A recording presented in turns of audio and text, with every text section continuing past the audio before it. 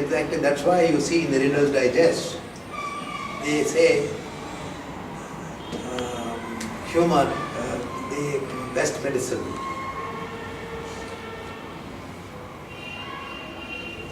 Now, that's why I'm going to repeat some of the jokes which I have jotted down, and that's why I will call them twice told tales. Many of you must have already heard them or read them, so please be patient. In fact, there is one of my friends has written a very nice article on how to enjoy a joke.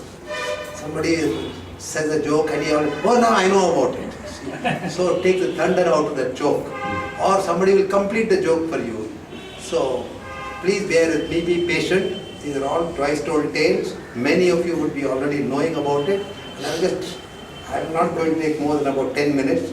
And maybe some more of you can come and we can share what we have read or heard from day to day dealing with people. Even if you repeat the joke which we have heard, it will be a joke again. Don't worry. That's what I'm saying. Okay. You must have heard about this joke about a chimpanzee. Because some people say, what is humor really? Humor is the shortest distance between two people, and how do you communicate? And do animals also have a sense of humor? I read in the digest that a chimpanzee looked at the hand of his son. Bad news for you. You're soon going to become a human being. Similarly, another joke about an animal is a naturalist. This again I read in the digest. He used to study the behavior of animals.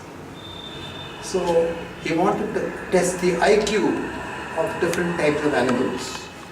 So in a room, he mounted a table, had a table on top of that table, and put some sweets and some eatables, and introduced a cat into the room, and closed the door and peeped through a peephole, wanting to know and record for posterity the IQ of the animal. So the cat started jumping and jumping, and without any success.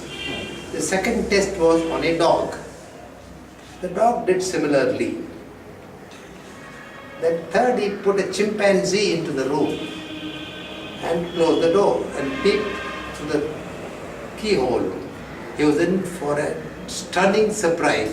What did he see? Can you tell me? Can anyone tell me? What did he see? He saw a pair of beady eyes looking at him across the peephole. So that's as far as the animal is concerned. Now, just now we were discussing Mr. Balakrishnan and about Bush. So I can't help recalling two jokes of Bush.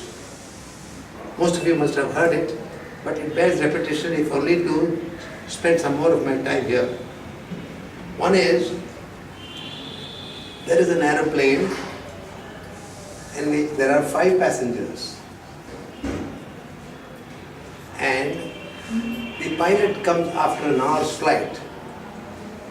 Ladies and gentlemen, there's a problem. There's a big snag in the engine of this plane, which before long is going to crash. I have only 4 parachutes. So you people make up your mind whom amongst you will take the parachute you have 5. The first one was Shaquille O'Neal, the basketball wizard of LA Lakers, Los Angeles Lakers. So he says, I am taking the first parachute. I can't afford to die. I am the highest paid sportsman in the United States. So he takes one parachute and jumps. The second was Hillary Clinton. Hillary Clinton said, she was then not the Secretary of State, she was the Democratic Senator from New York. So she said, I can't afford to die. I'm the wife of the most popular President of the United States. I am the most efficient Senator from New York. And I am possibly going to be the first woman President of the United States. I cannot afford to die. So she takes one backpack and jumps. Third was George W. Bush. George W. Bush says, I am the most intelligent president of the United States, the most powerful nation in the world. I cannot afford to die. So he takes one backpack and jumps. So one parachute left, two people. One of them was a small boy, school boy of 12. The other one was one Indian priest. He was about 65, 70. So the old man tells the young boy, look Sonny, I have lived my life and we Hindus believe in self-renunciation. So you do one thing, you take the fourth one, I will die. No grandpa, you do not have to die. There are two parachutes available. Both, one for you, one for me.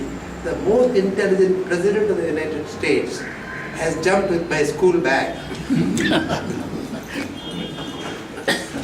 Now we talk about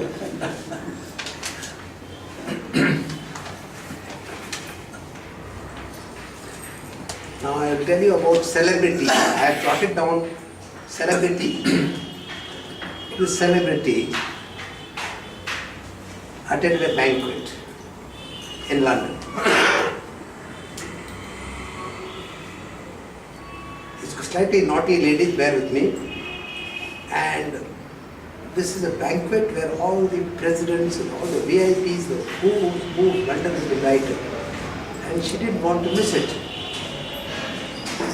So she said, in spite of a bad cold, like I had bronchitis a few days ago, I will attend nevertheless. So she fortified herself with antihistamines and, you know, the usual kerchiefs and all that.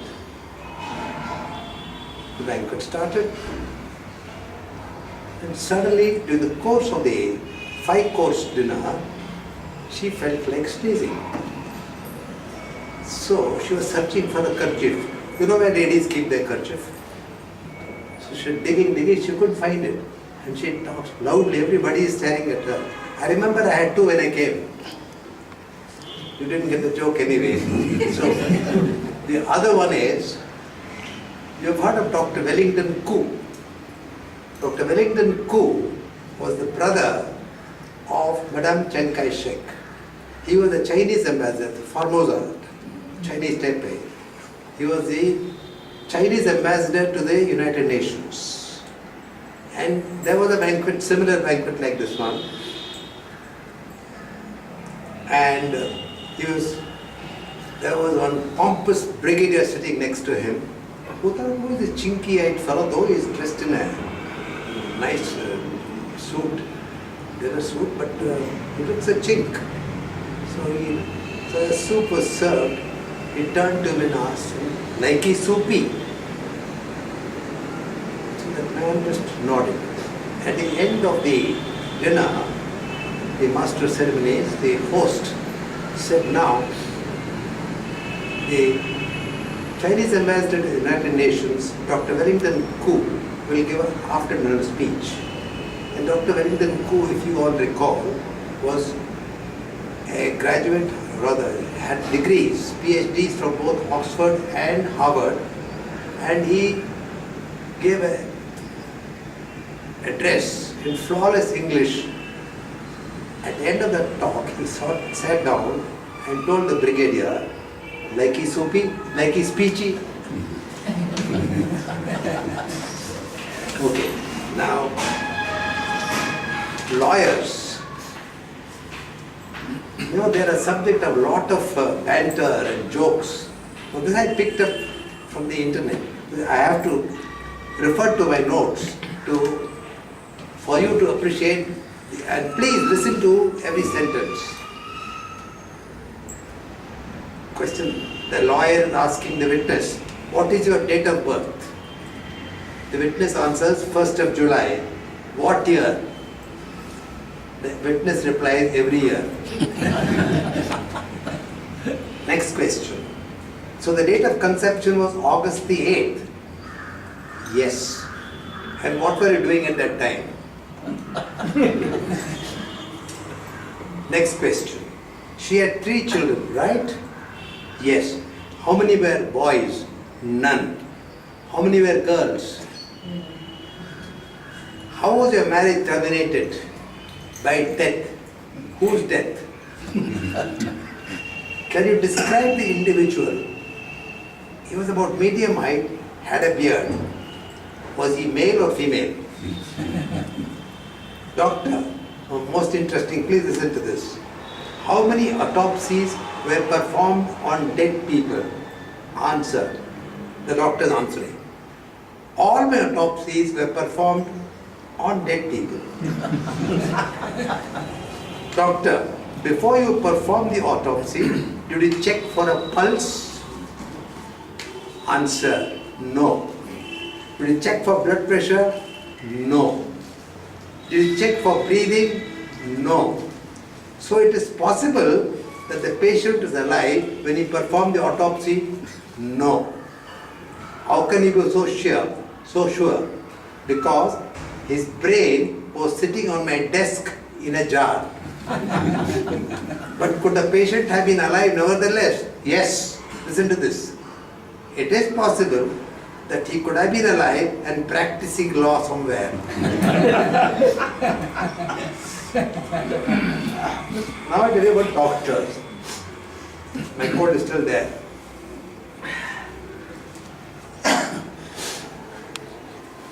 There was one gentleman, and it is reportedly about Bob Hope. So Bob Hope, you heard of Bob Hope, is the American humorist. So he went to a doctor. Doctor, I am having a lot of problems in my tummy. So the doctor examined him, stethoscope, and then, Bob, I am afraid you have got some serious problem. Before that, sorry, I forgot something. The doctor asked him, what's your problem? He says, what, no appetite, yeah, show me your tongue. Yeah, it's coated, yeah. What about your bowel movement? On the dot at 7 o'clock. Every day. Come sun or rain, my bowel movement is very regular.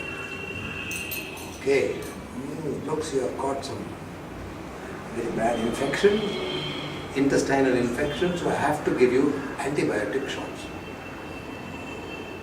So while he was saying that, the two microbes in his stomach, Tom and Harry, Tom tells Harry, listen, he said, I know these antibiotics